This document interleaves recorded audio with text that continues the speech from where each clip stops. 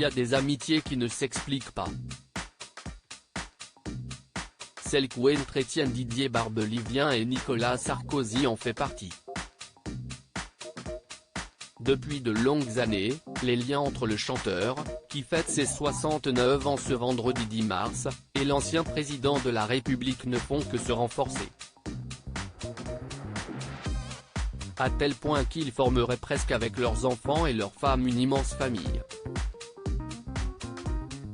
CST en tout cas comme tel que l'interprète de Jean de France l'a partagé dans une interview accordée au magazine Closer en 2020.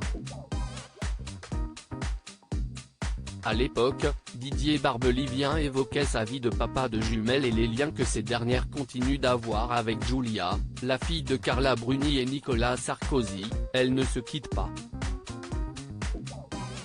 Elles sont pratiquement élevées ensemble. Comme des sœurs.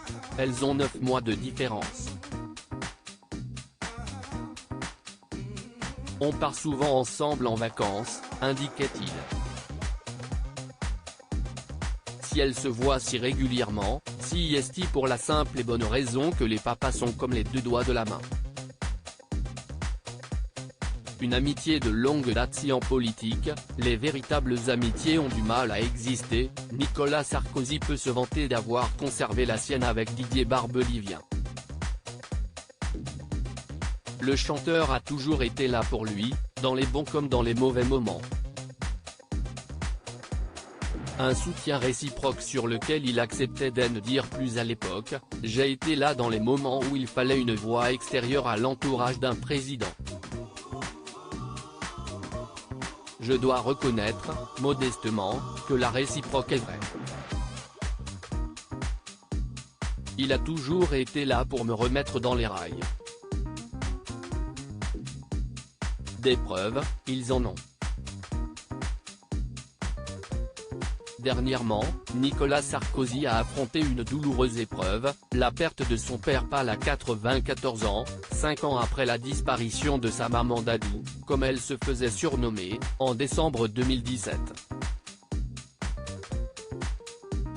Si perdre un parent est une logique de la vie, elle n'est jamais facile à encaisser.